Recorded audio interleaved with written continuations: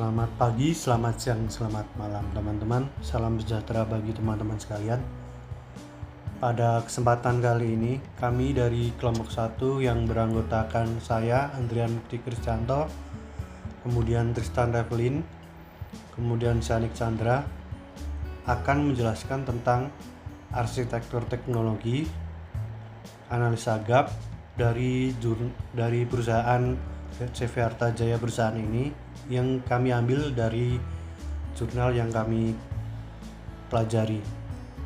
Kemudian juga kami akan menjelaskan tentang timetable dari proses kerja dari pengerjaan tugas ini, kemudian kesimpulan yang bisa kami dapat, yang bisa kami ambil dari jurnal ini yang telah kami pelajari.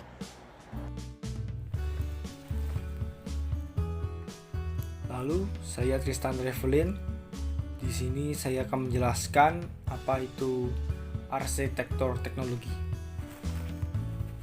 Arsitektur teknologi itu adalah sebuah tahapan mengidentifikasikan platform teknologi saat ini, termasuk perangkat keras atau yang sering disebut juga sebagai hardware, lalu perangkat lunak atau yang sering disebut sebagai software, dan jaringan atau network.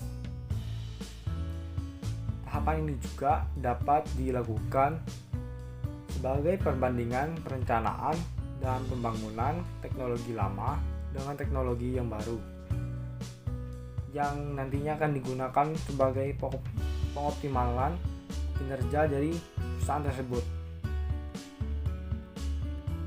Lalu pada slide selanjutnya, di sini kita melihat ada topologi jaringan. Sketsa topologi jaringan ini adalah topologi jaringan yang digunakan oleh perusahaan kami. Topologi jaringan ini juga berjenis topologi jaringan LAN. LAN itu sendiri adalah Local Area Network, yang berarti adalah suatu jaringan komputer yang dimana mencakup wilayah jaringan yang sangat kecil atau terbatas. Pada gambar sketsa topologi jaringan kami, kita bisa melihat di tengah-tengah itu adalah switch Microtech yang dimana sebagai penyalur 4 bagian seperti modem, PC server, WiFi, dan hub, yang dimana akan disalurkan lagi ke bagian PC-PC yang lainnya seperti PC sekretaris, PC gudang, PC keuangan, PC bagian pemasaran, lalu akan tersalurkan lagi kepada handphone pemasar, lalu ke internet. Dan di sisi lainnya juga ada PC server dan WiFi yang akan tersalurkan ke laptop direktur.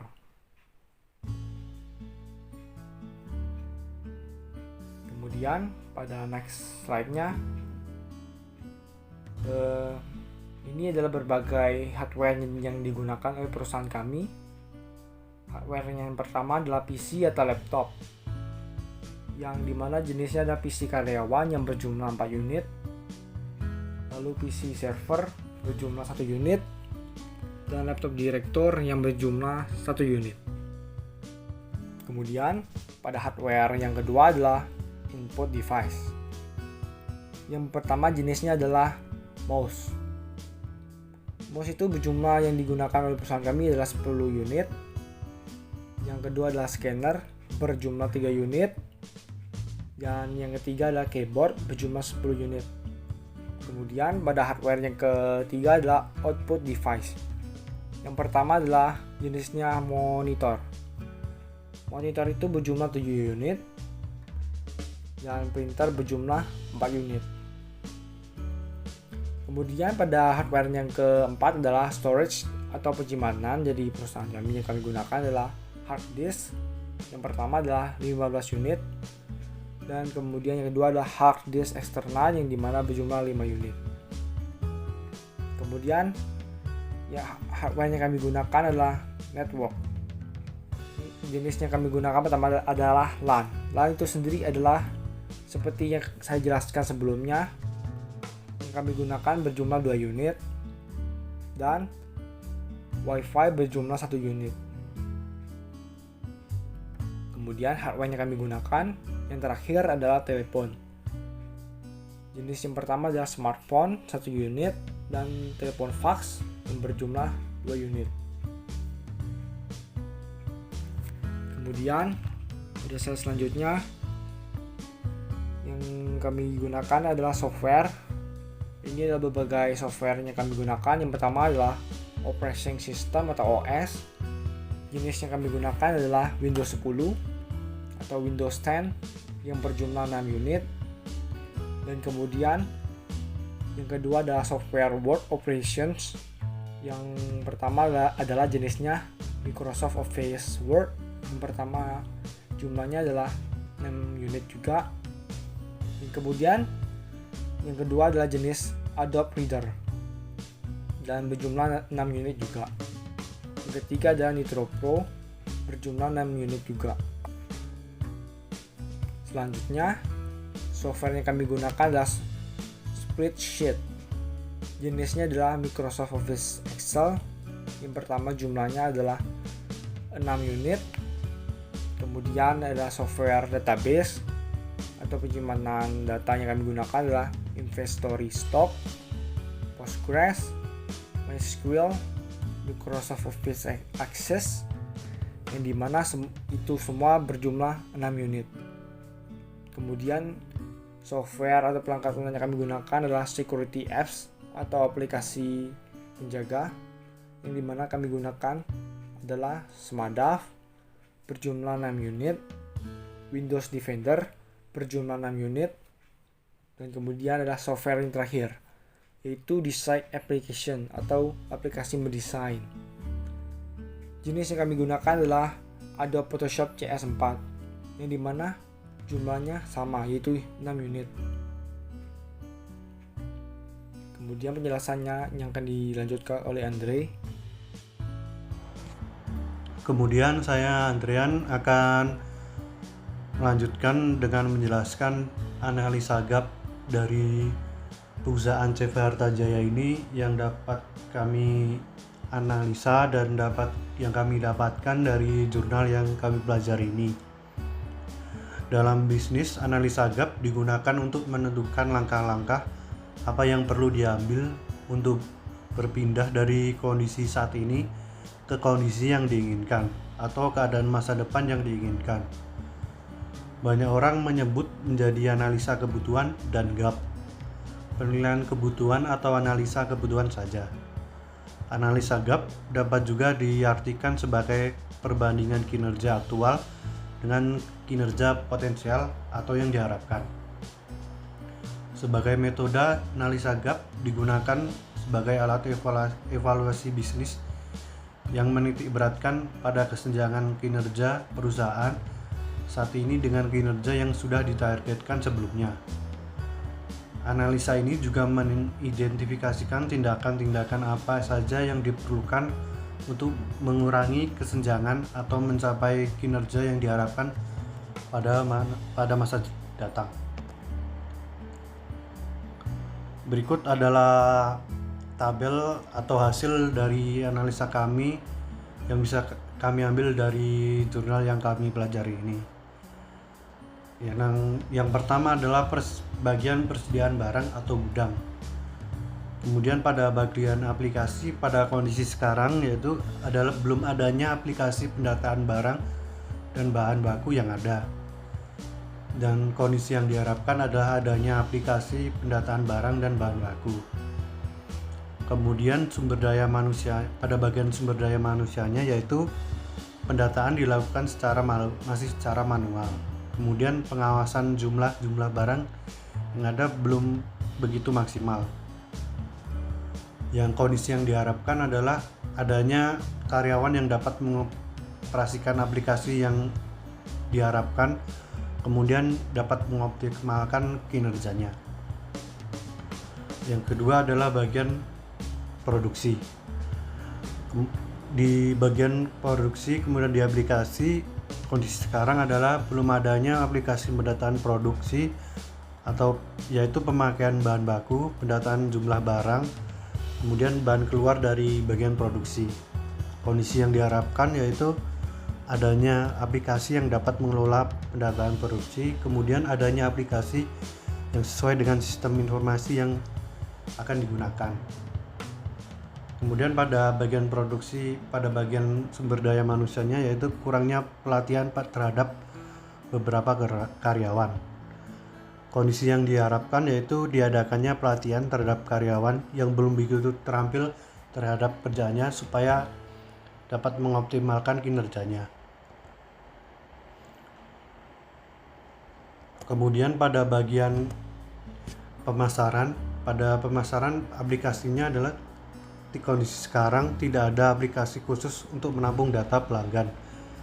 Yang kedua adalah aplikasi khusus pemesanan barang belum ada. Kemudian belum adanya aplikasi pendataan penjualan barang. Kondisi yang diharapkan yaitu terdapatnya aplikasi yang membantu pendataan data pelanggan dan juga pendataan penjualan.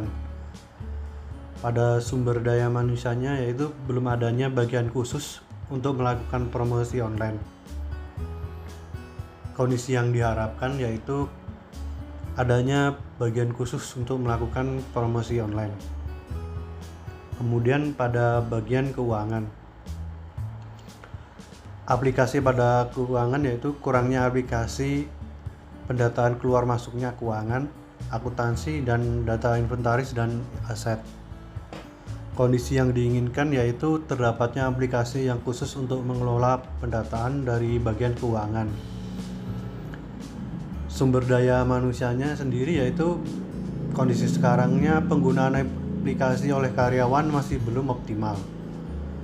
Kondisi yang diharapkan yaitu pelatihan terhadap karyawan agar dapat mengoptimalkan kinerja dan menyesuaikan dengan aplikasi yang diharapkan nantinya.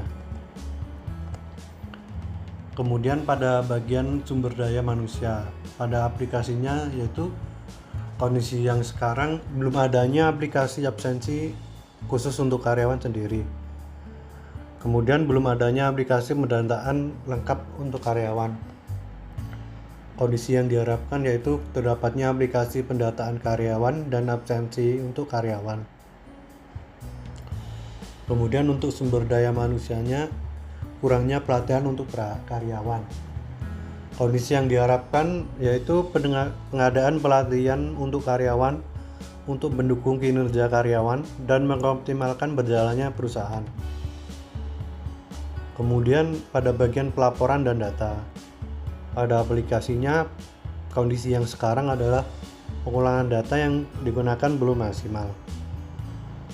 Kondisi yang diharapkan yaitu terdapatnya aplikasi untuk mengoptimalkan kinerja bagian pengelolaan data untuk pembuatan laporan dan lain-lainnya. Kemudian pada sumber daya manusia pelaporan dan data, kondisi sekarang yaitu kurangnya unit yang bekerja di bagian pelaporan. Kemudian kondisi yang diharapkan yaitu penambahan karyawan atau perekrutan karyawan baru pada bagian pelaporan untuk menambah waktu yang lebih efisien dan menambahkan kinerja perusahaan CV Harta Jaya ini. Baiklah, nama saya Senel Chandra dengan NIM 682020-145. Di sini saya akan menjelaskan mengenai timetable pengerjaan. Timetable adalah suatu daftar waktu mengenai kapan suatu kegiatan akan dilakukan, terutama terkait waktunya. Dalam bahasa Indonesia, timetable bermakna serupa dengan schedule yang artinya jadwal. Berikut adalah 8 tahapan yang kami lakukan pada 3 bulan, yaitu bulan Februari 2021, Maret, dan April. Tahapan yang pertama yaitu time schedule, menentukan jurnal yang kami lakukan pada minggu ketiga bulan Februari. Tahapan yang kedua yaitu menemukan arsitektur bisnis perusahaan yang kami lakukan pada minggu keempat bulan Februari. Tahapan ketiga, membuat arsitektur data dan aplikasi yang kami lakukan pada minggu pertama bulan Maret. Tahapan keempat, menemukan struktur organisasi perusahaan yang kami lakukan pada minggu kedua bulan Maret. Tahapan kelima, membuat laporan TTS dan video yang kami lakukan pada minggu ketiga bulan Maret. Selanjutnya, tahapan ke-6, membuat arsitektur teknologi perusahaan yang kami lakukan pada minggu pertama bulan April. Tahapan ke-7, membuat analisa gap perusahaan yang kami lakukan pada minggu kedua bulan April. Dan yang terakhir, tahapan ke-8, membuat laporan TAS dan video yang kami lakukan pada minggu kedua bulan April 2021. Selanjutnya, bagian penutup. Pada bagian penutup, kami memiliki 2 poin penting, yaitu poin yang pertama kesimpulan dan poin yang kedua adalah saran. Pada poin kesimpulan, kami mendapatkan 6 kesimpulan, yaitu yang pertama, CV Harta Jaya Perusahaan menggunakan pemodelan bisnis dalam bentuk value chain yang terdiri dari 3 proses, yaitu persediaan barang, produksi, dan pemasaran. Kesimpulan kedua, teknologi yang terdapat dalam perusahaan belum optimal sehingga kinerja perusahaan belum berjalan dengan maksimal. Selanjutnya, aplikasi yang digunakan dalam perusahaan belum begitu maju atau optimal sehingga perusahaan masih belum begitu mengikuti perkembangan zaman. Yang keempat, pelatihan terhadap karyawan masih belum maksimal sehingga kinerja karyawan tidak optimal, perusahaan pun belum mengeluarkan hasil yang optimal. Yang kelima, masih kurangnya unit yang menangani beberapa bagian.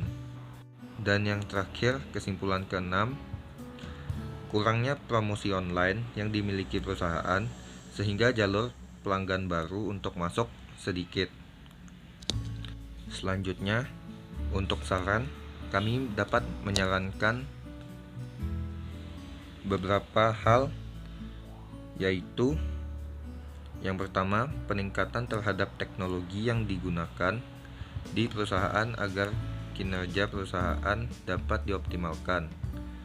Yang kedua, pengembangan atau penggunaan aplikasi dalam perusahaan dapat ditingkatkan demi mengoptimalkan proses bisnis di perusahaan. Selanjutnya, ditambahan pelatihan kepada karyawan agar karyawan dapat memaksimalkan kinerjanya pada perusahaan. Yang keempat, merekrut karyawan baru untuk mengisi bagian-bagian perusahaan yang masih kurang personil. Dan yang terakhir, penambahan pemasaran online perusahaan supaya jangkauan pembeli atau customer bertambah besar. Baiklah, sekian apa yang dapat kami sampaikan. Jika ada salah kata atau kata yang kurang berkenan, mohon dimaafkan. Sekian dari kami, terima kasih.